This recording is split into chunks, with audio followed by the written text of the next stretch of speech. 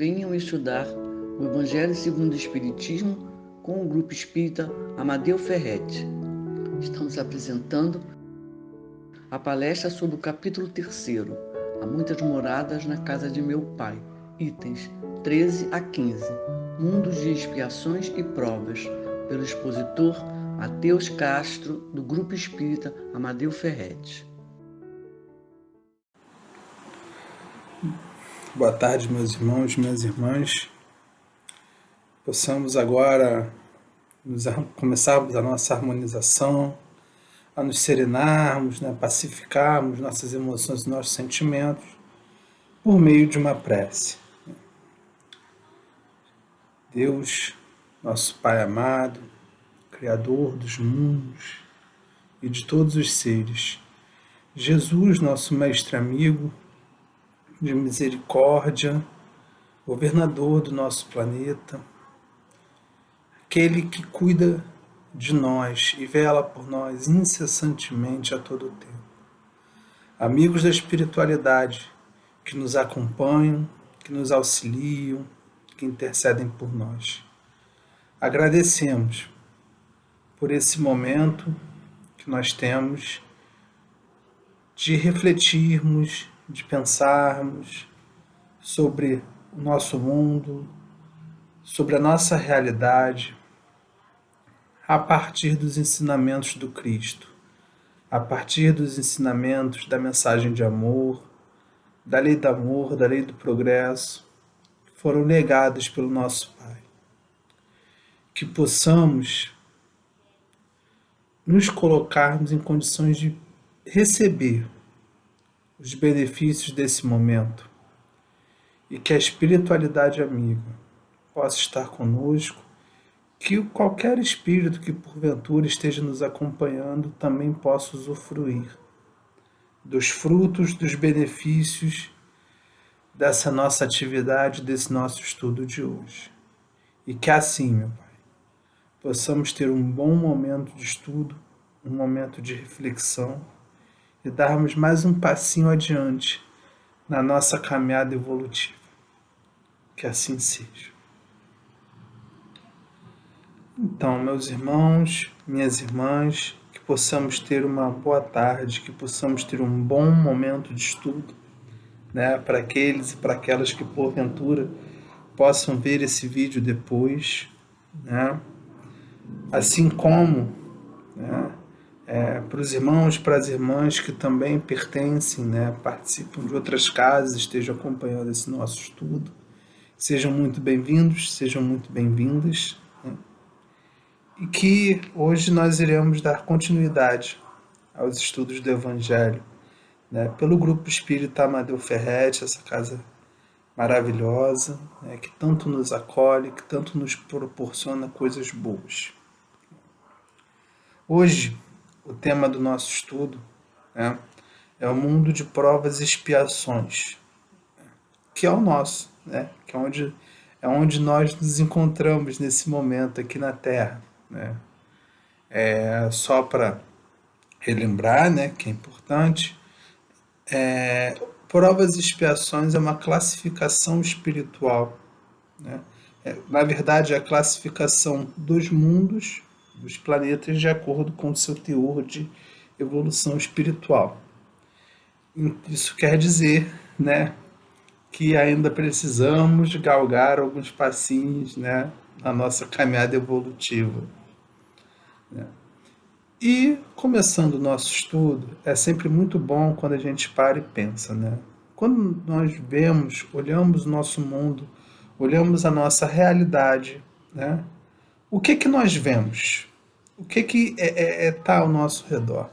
E, principalmente, esse momento que nós vivemos, essa pandemia, o que ela nos trouxe de reflexão sobre a nossa condição, sobre o nosso mundo e principalmente sobre nós? Esse é o grande ponto, Já que é a classificação do grau de evolução espiritual dos mundos em que nos encontramos, nós não podemos nos furtar de entender que corresponde, na maioria dos casos, é óbvio, ao nosso grau de evolução espiritual. O que a pandemia disse sobre nós, enquanto humanidade, enquanto habitantes do planeta Terra?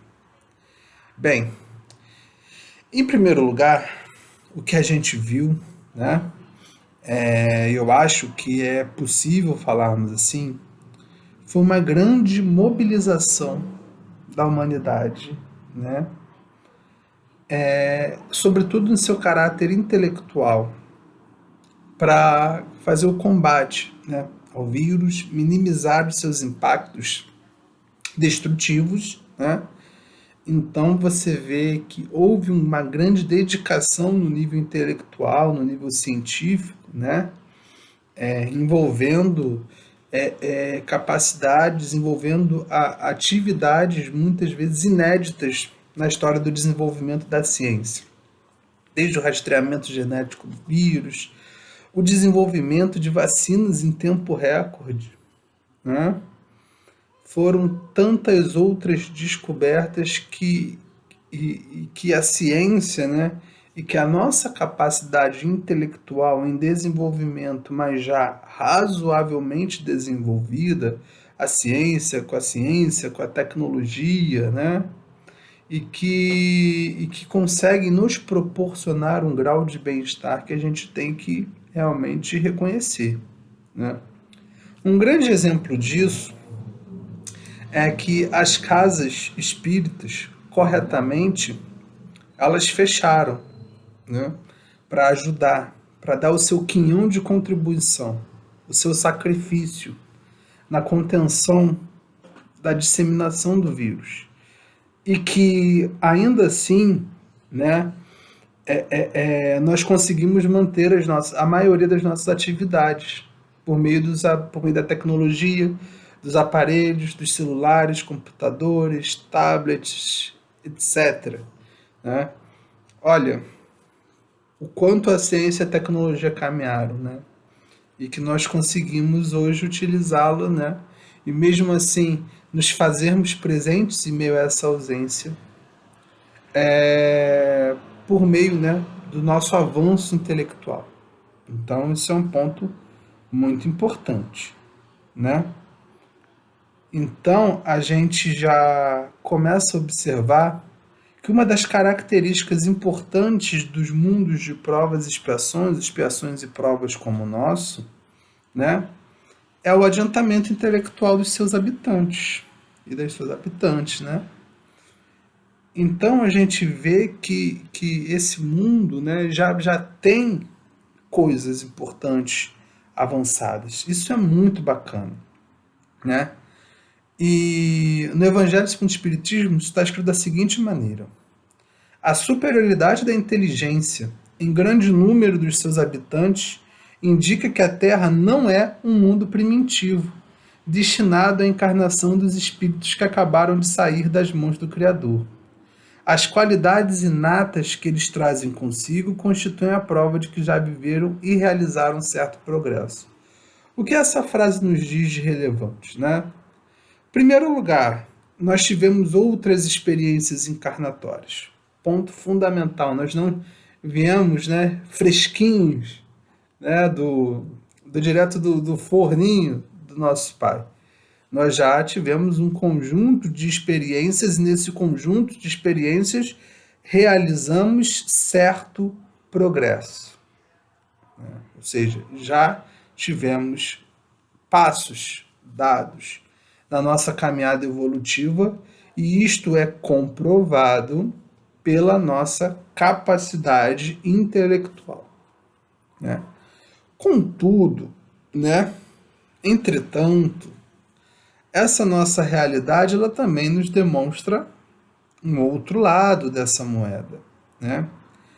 Que o progresso que ocorre no nível da inteligência, no nível da ciência, do desenvolvimento da tecnologia, né, não foi o mesmo no nível da caminhada moral, né? E por que a gente pode dizer isso? Utilizando o mesmo exemplo da nossa condição pandêmica, né? Mesmo nessa pandemia que dizima um contingente enorme da população, né, a gente ainda observa muito cenas de descaso em todos os níveis da sociedade, né? Não é relativo a uma classe social, a um grupo de pessoas, né? Em todos os níveis da sociedade, em todos os grupos religiosos, né? A gente observa ainda muitas cenas de descaso, né? Que vão desde a adoção de um posicionamento de egoísmo e de desleixo para com a responsabilidade coletiva que teríamos que apresentar nesse momento de ajudar a frear a disseminação do vírus, ou seja, né, o nosso egoísmo, essa nossa coisa de não conseguirmos pensar e agir coletivamente, né? E mesmo o desrespeito para com as medidas e as possibilidades que ajudariam na contenção do vírus, mesmo as mais simples, desde a evitar, né, nesse momento, a sacrificar, a abdicar de certos prazeres, né? A gente olha no noticiário, vê as festas clandestinas, etc, etc, né? A gente vê as pessoas que relutantemente ignoram a necessidade do uso de máscaras. E tudo isso faz parte desse conjunto de ações, né, que ignoram, né, essa responsabilidade coletiva. Por mais que a caminhada ela seja individual, né, é uma caminhada individual em relação com outras pessoas. E cada ação individual, se nós olharmos atentamente a nossa realidade, né, ela é uma ação individual que vai reverberar na vida de outras tantas pessoas, né? E o que isso significa? Que o egoísmo é uma grande chaga da humanidade, né? E isso utilizando apenas um exemplo, né? A situação pandêmica que jogou luz em muitas das nossas questões. Mas a gente pode falar de qualquer coisa, né? Desde qualquer tipo desses de delito, e muitas vezes delitos que estão dentro da própria legalidade, né? Qualquer tipo de ato de egoísmo, né? O que é o egoísmo? É o ego primeiro, o eu primeiro, e o eu absoluto, né? O eu tem que predominar sobre todas as outras pessoas, né?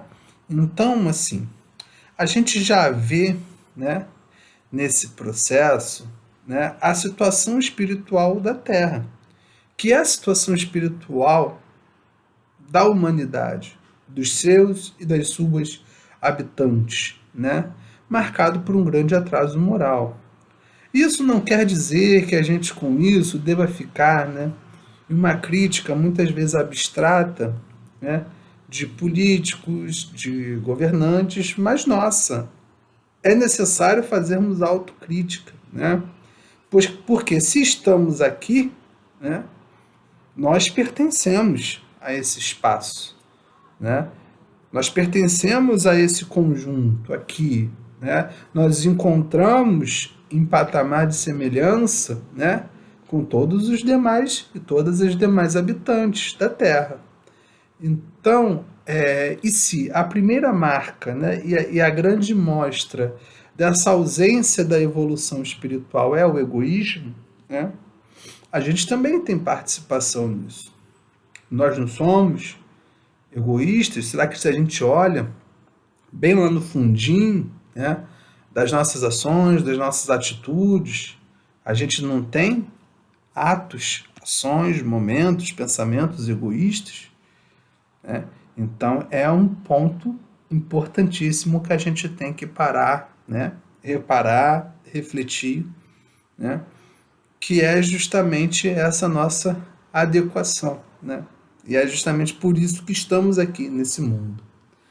E aí o Evangelho diz o seguinte para a gente, que não é só a inteligência que marca os e as habitantes da Terra, mas também os numerosos vícios a que se mostram propensos constituem o índice de grande imperfeição moral. Por isso os colocou Deus no mundo ingrato, para expiarem aí suas faltas, mediante penoso trabalho e misérias da vida, até que hajam merecido ascender ao planeta mais ditoso. Tá? Ou seja, nós estamos aqui é porque temos que estar aqui, né? E temos coisas a corrigir aqui, e temos que nos melhorarmos, e esse nos melhorarmos tem que ser justamente, né, nesse convívio com as pessoas que são semelhantes a nós, né? Não somos, né, o último biscoito do pacote, né? Como o universo não gira em nosso redor. Né? Esse é um ponto fundamental que é colocado aqui no Evangelho. Né? Ou seja, temos, né, nós somos propensos a vícios morais. E a melhor maneira de corrigirmos esses vícios morais é convivermos com aqueles, com aquelas igualmente propensas a esses vícios, ou seja, que igualmente tendem a demonstrarem esses comportamentos. Sabe para quê? Porque é apenas, muitas vezes, infelizmente, quando nós sentimos na pele, né, o peso daquela conduta, o peso daquele comportamento, que nós paramos para refletir o quanto não gostamos daquilo. E a partir daí nós conseguimos deixar de cometer aquele ato. É aquilo, né? Se ainda não estamos aptos a aprendermos pelo amor, infelizmente, teremos que aprender pela dor. Com isso, nós dizemos que esse mundo de provas e expiações reflete justamente essa condição já de avanço dos seus habitantes. Já temos consideráveis avanços intelectuais, né, que nos possibilitam ter condições de vida muito melhores da que era antigamente. Né? A gente pode olhar 100 anos atrás, ou até mesmo 50 anos atrás. Né? A gente vê que a perspectiva de vida, ou seja, a taxa da nossa longevidade ela aumentou, porque certos problemas de saúde já foram melhorados. A gente vê que o acesso, né, à alimentação, à saúde, à educação melhorou, né, como um todo. Isso reflete uma melhora da sociedade, é óbvio, né, mas ainda temos um grande atraso moral que marca a nossa realidade. Né? E com isso, não é apenas de dizer, né, mas poderia ser melhor se fulano, se ciclano, né? É uma terceirização dessas responsabilidades, né?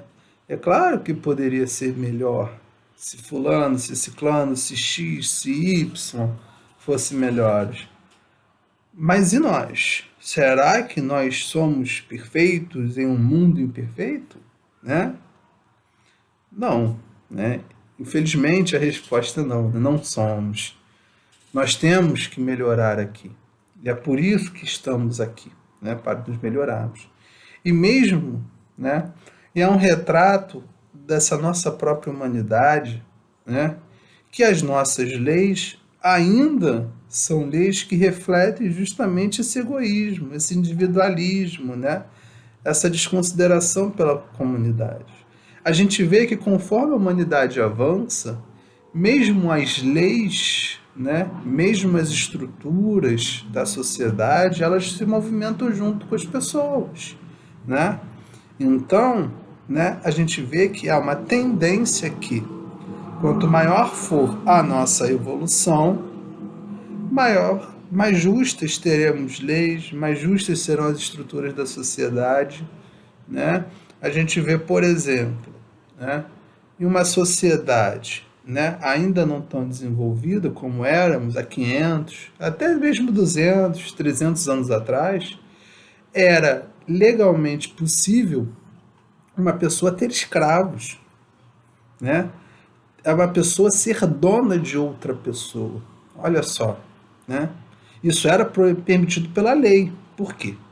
Porque naquela época, né, aquelas estruturas ali refletiam, né, em alguma dose, né, em algum grau, em algum nível, a condição intelectual, moral, social, cultural que ali se vivia, e espiritual, óbvio, né? Então, conforme as pessoas foram evoluindo, elas foram percebendo o quão injusta era aquela lei. E foram lutando para que aquilo acabasse, né? Para que aquilo não fosse mais permitido. E a mesma coisa vai acontecer nos dias de hoje. Conforme nós iremos avançando, o nosso mundo vai avançar conosco. Por isso que o mundo de provas e expiações, da maneira como o concebemos, né, ele também vai se modificar ao passo que nós nos modificaremos e nós faremos essas modificações. Nós seremos um instrumento de mudança dessa nossa realidade. Né? Por quê? Porque Deus já dizia, né? Jesus já disse, Deus age nos homens por meio dos próprios homens. Então, não adianta, né, a gente querer adotar uma posição de passividade perante a realidade, no sentido de que, vou esperar aqui quietinho, que tudo vai melhorar, essa coisa, né? A resignação é uma resignação ativa, né? Transformar essa realidade, mudar. E para isso, precisa muito mais que superemos justamente esse nosso egoísmo, esse nosso eu acima de tudo. Mas se tá bom para mim, se tá confortável para mim, não é importante que as outras pessoas estejam bem também, né? Porque eu tô bem, isso é o que importa, não é isso, né? Quando a gente começa a valorizar nessa oportunidade de vivermos em sociedade, a gente começa a perceber que o bem que a gente quer para a gente quer para as outras pessoas também, né? Entretanto, né, e caminhando no nosso estudo, não existem aqui pessoas apenas nessa condição de espiar, né, de pagar por algum erro, de algum equívoco do passado, né, que são as nossas expiações. Mas há também os espíritos, né, ainda que começando no processo mais primevo, mais primitivo, né, um número, claro, cada vez menor, que se encontram nesse planeta. Quando coloca o Evangelho segundo o Espiritismo, fala, por exemplo, das raças indígenas, né, que vão se elevando pouco a pouco, né, nesses períodos seculares, algumas das quais não podido chegar ao aperfeiçoamento intelectual dos povos mais esclarecidos, né? E aí a gente tem uma seguinte questão, né, que é importante. Ora, as raças indígenas, elas irão avançar, é claro, né? São primitivos, a gente pode dizer que sim, né? Interpretar, mas vamos ver assim, né? Será que estamos tão à frente desses povos, dessas raças, né? Essa própria noção de raça, né? Ela é muito tem que ser bastante refletida na hora de utilizarmos. Mas será que estamos tão à frente? Vamos observar a relação com a natureza, né?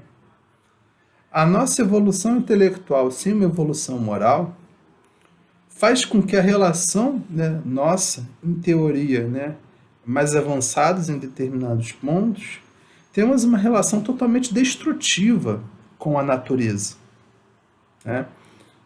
Em compensação, esses povos, essas raças indígenas, têm uma relação muito mais próxima, muito mais harmoniosa, muito mais afetuosa, né? E hoje a gente sente na pele também muito dos impactos naturais, né? Por meio desses fenômenos naturais, nesses fenômenos de grande destruição, esse desequilíbrio climático.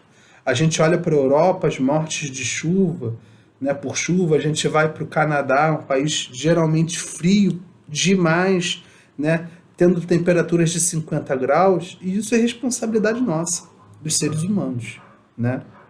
Pela nossa relação desequilibrada, em que vemos no planeta apenas algo que sirva um instrumento para locupletar nosso individualismo, né? E satisfazer as nossas necessidades de acumular riquezas, etc. Então a gente vê, ora, somos tão mais evoluídos, por quê? Que tratamos tão mal a natureza enquanto povos, em teoria, mais atrasados, tratam tão bem né? Parece que, né, a gente também tem que aprender muito com eles, não só eles conosco, né? Assim, né, a gente pode dizer que os espíritos que vêm ao planeta com o objetivo mais explícito de espiar, né, em geral são espíritos mais avançados que vêm para cá por serem elementos de desestabilização dos seus mundos, né, e não se encaixarem nesses patamares evolutivos. Ou seja, são espíritos que evoluíram muito intelectualmente em outros mundos, mas não acompanharam a sua evolução moral. E com isso vem para cá espiar no sentido de estar em contato com pessoas mais atrasadas, com seres mais atrasados, né, em que eles podem, né, eles podem espiar, em primeiro lugar, aquilo que fizeram, por conta, né, dessa nossa condição moral ainda limitada. Então, vão sofrer moralmente, vão se deparar moralmente com coisas que podem acabar julgando bárbaras, etc. Mas vão se redimir dos seus erros pretéritos, né, justamente colaborando com a evolução de outros, né? Olha que interessante como é a lei do amor, né? A lei do amor, ela coloca que somente por amor e com amor se consegue evoluir, né? Então, os seres, eles somente evoluem conforme eles conseguem desenvolver essa capacidade de amar e de fazer o bem às outras pessoas, né? Por isso que se fala, né, que o amor, ele cobre uma multidão de pecados, né? Ou seja, a partir do momento em que essas expiações, que os nossos erros, né, eles não são retificados, corrigidos por Deus, né, com base no ódio, com base no ressentimento. Deus não é vingativo, né? Apenas o que Deus pede é o seguinte: nos coloca em situações, obviamente situações difíceis, em que nós vivenciamos aquilo que é necessário para que nós sintamos um pouco na pele para aprendermos, mas que o único objetivo disso é nos ensinar a amar, né? Então, a gente o tempo todo está aqui para aprender a amar. E quando a gente aprende a amar, nossa, certas provas, certas expiações, elas deixam de se tornar necessárias, porque esse é o objetivo, né, da lei de vida, né? Então, a gente vai ler mais um trechinho, né, de Santo Agostinho.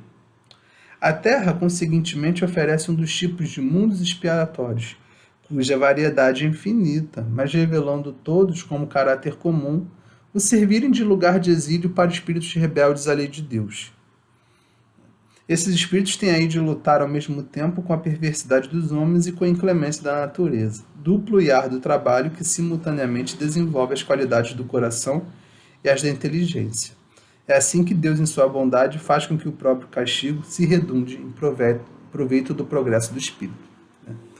E assim, meus irmãos e minhas irmãs, nós vamos finalizando o estudo de hoje, né, deixando bem claro que o objetivo, né, sempre e de qualquer situação em nossas vidas, né, é o de nos ensinar a amar. E à medida que nós vamos aprendendo juntos, coletivamente, né, que nós aprendemos coletivamente a amar, né, obviamente o nosso mundo vai se tornando um lugar melhor, vai se tornando um lugar mais justo em todos os seus níveis. E assim, né, vamos encerrar, né, mais uma vez fechando nossos olhos para a gente fazer a prece de encerramento. Querido Pai amado, obrigado por esse momento de estudo, por esse momento de reflexão. Obrigado pelas mensagens, pelos ensinamentos do Cristo. Obrigado pela oportunidade que o Grupo Espírita Amadeu Ferretti nos proporciona de refletir, que a espiritualidade trabalhadora dessa casa continua incessantemente agindo e intervindo por nós, pela nossa caminhada, pela nossa evolução.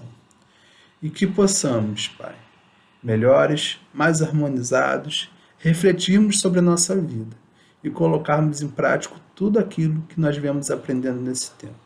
Em especial, Pai, que possamos cada vez mais aprender a amar, porque essa é a única maneira de caminharmos rumo a Ti. Muito obrigado, meus irmãos, muito obrigado Minhas irmãos, muito obrigado ao Grupo Espírita Amadeu Ferretti pelo convite e que possamos continuar juntos, continuar vibrando positivamente para que assim, né, possamos sair dessa bem melhores do que entramos e, com certeza, amando muito, muito mais. Um ótimo momento para todos nós. Fiquem com Deus. Convidamos a todos para assistirem à nossa próxima palestra, dia 2 de agosto, às 18 horas, sobre o Evangelho segundo o Espiritismo, capítulo 3.